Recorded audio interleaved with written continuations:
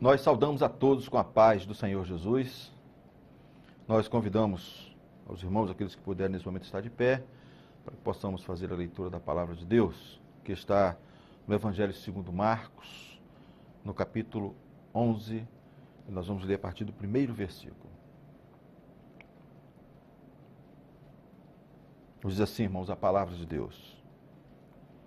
E logo que se aproximaram de Jerusalém, e de Betfagé e de Betânia, junto do Monte das Oliveiras, enviou 2 de seus discípulos e disse-lhes: Ide à aldeia que está defronte de vós, e logo que ali entrardes, encontrareis preso um jumentinho, sobre o qual ainda não montou homem algum.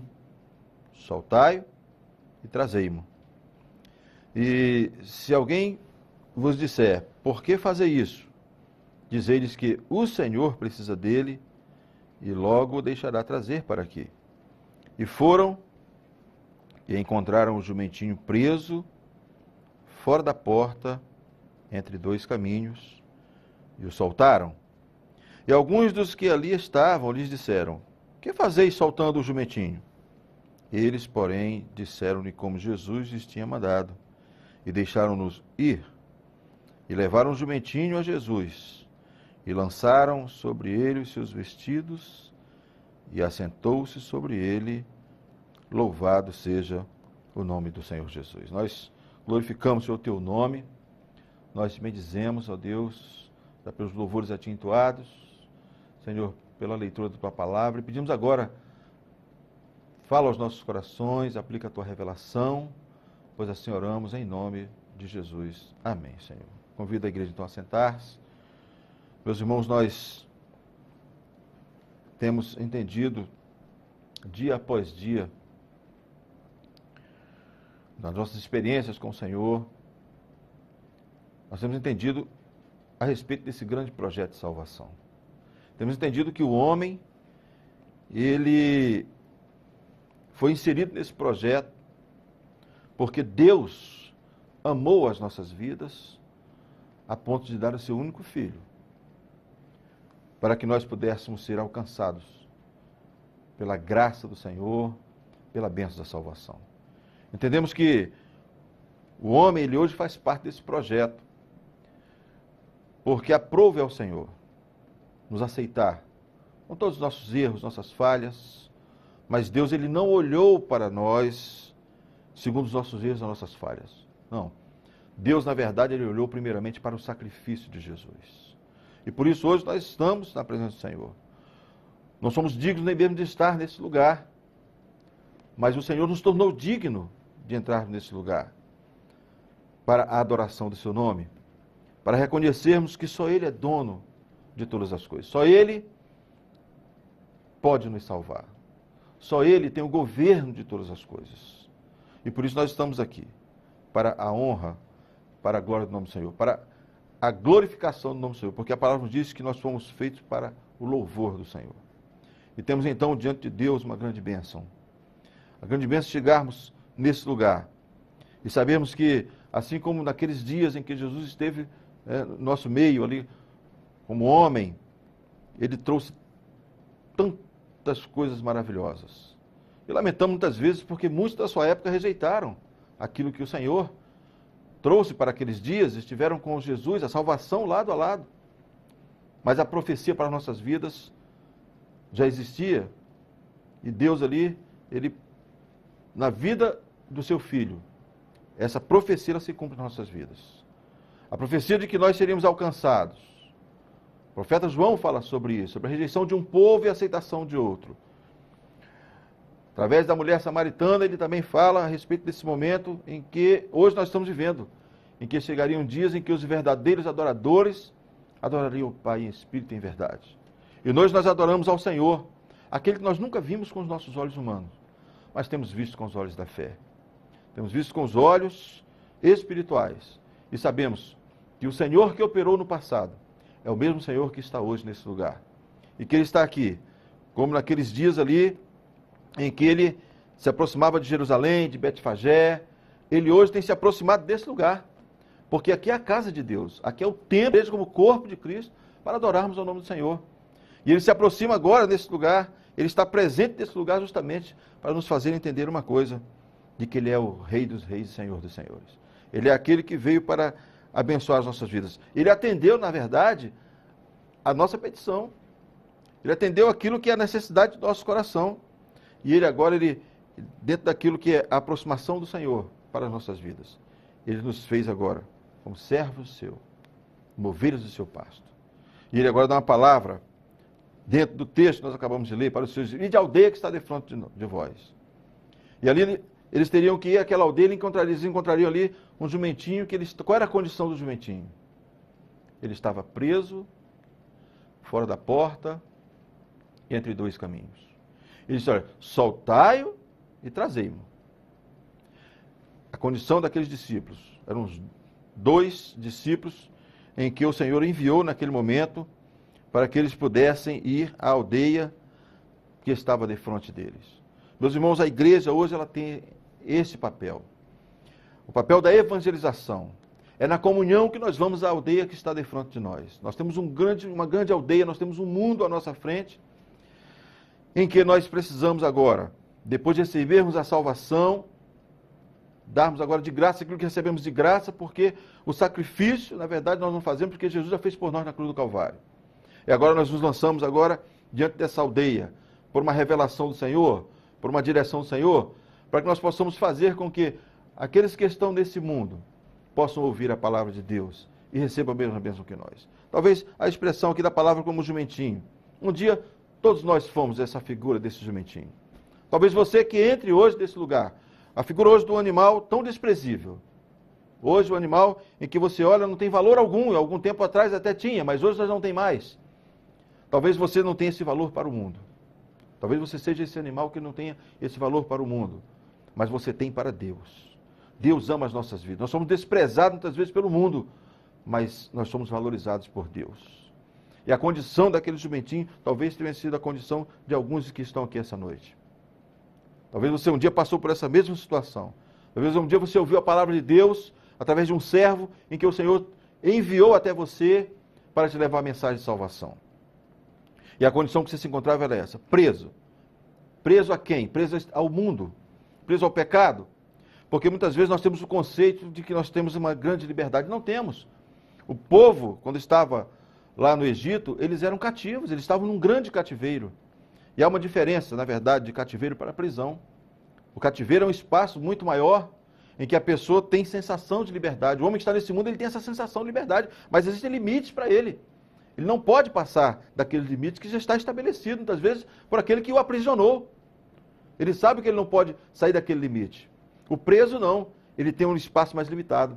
Então ele se sente muitas vezes, até mesmo uma grande agonia, né, de estar num espaço tão limitado, não tem como ir para um lado e para o outro, e ele se sente realmente preso àquele lugar que ele está. O adversário muitas vezes faz isso com o homem. Ele dá ao homem a sensação da liberdade. O mundo é um grande cativeiro.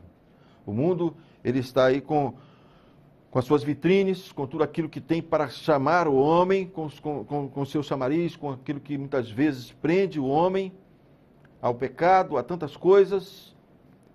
E muitas vezes para o mundo ser preso é servir Jesus, nós sabemos que a verdadeira liberdade é servir Jesus. Porque Jesus é aquele que nos libertou do pecado, nos tirou do grande cativeiro, da sensação. Hoje nós não temos uma sensação, hoje nós vivemos a liberdade em Cristo Jesus. O Senhor nos libertou.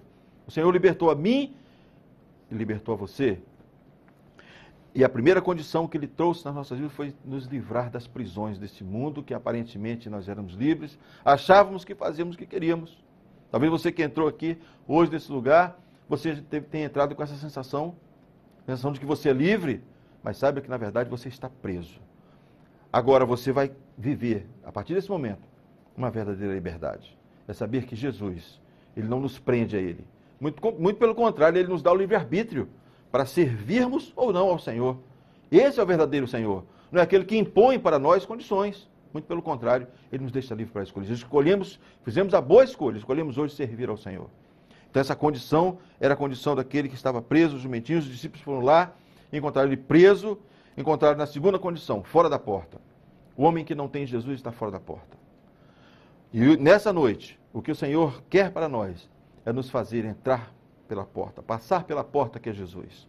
Porque de uma vez nós estamos livres, nós temos essa condição agora de passarmos pela porta. E essa porta é o Senhor Jesus. E dentro dessa mesma questão, nós vemos logo em seguida a condição do jumentinho. Ele estava entre dois caminhos. A você que hoje está nos visitando, a você que está conosco, na casa de Deus, nós dizemos para você, hoje é um dia especial para a sua vida. Dia de definição. Não podemos estar entre dois caminhos, porque Jesus, ele é um único caminho. Ele não está dividido, ele é único. O mundo tem seus caminhos para que o homem possa segui-lo, mas nós temos somente um caminho que é Jesus. Jesus é esse caminho que vai nos conduzir à vida eterna. E muitas vezes enfrentamos agora, diante de uma situação, agora vem as questões, muitas vezes, você hoje aceitou Jesus como seu Salvador, você hoje aceitou Jesus para que você possa ver essa liberdade real na sua vida, mas às vezes enfrentamos agora as lutas daqueles que muitas vezes perguntam, para onde você vai? Por que estão levando ele? Você está indo com quem para a igreja?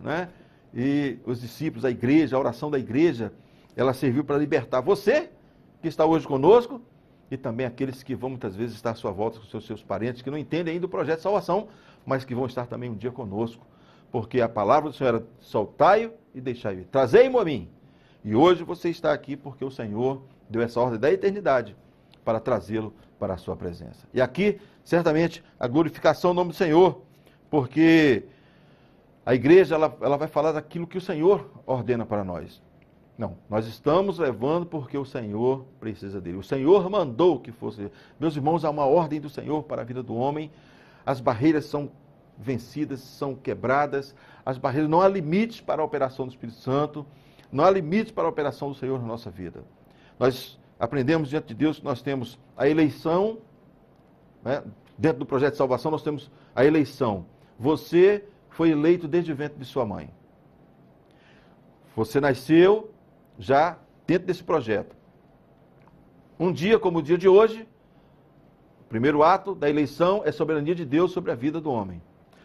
Hoje, nesse lugar, é o segundo ato, que é o chamado para a sua vida. Também o ato da soberania de Deus sobre a sua vida. Hoje não tem como você dizer não para o Senhor. Hoje o Senhor está visitando o seu coração e certamente você vai estar se quebrantando diante do Senhor, porque o Senhor, Ele está te visitando, te libertando, você estava preso, você estava fora da porta, você estava em uma direção indefinida, você não sabia para onde ia, mas hoje o Senhor tem operado um milagre na sua vida. Então, hoje é o chamado. E a partir de hoje você vai ver o processo. E esse processo que os dois discípulos também estavam vivendo. A igreja está vivendo esse processo. É o processo da salvação, em obediência, em santificação, sem a qual, diz a palavra, ninguém verá a Deus. Então, eles agora levaram o jumentinho, e agora, o jumentinho tinha um detalhe.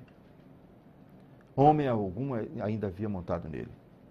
Talvez você que chegou aqui nesse lugar, você possa também ter esse mesmo sentimento de dizer, homem nenhum nunca mandou em mim, homem nenhum nunca fez isso comigo, homem nenhum... Realmente, a razão do homem leva o homem a essas coisas mesmo.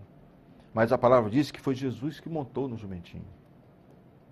Veja, homem algum consegue montar em você ou em mim, mas o Senhor Jesus, quando nós estamos debaixo dessa graça, é Ele que vai conduzir as nossas vidas.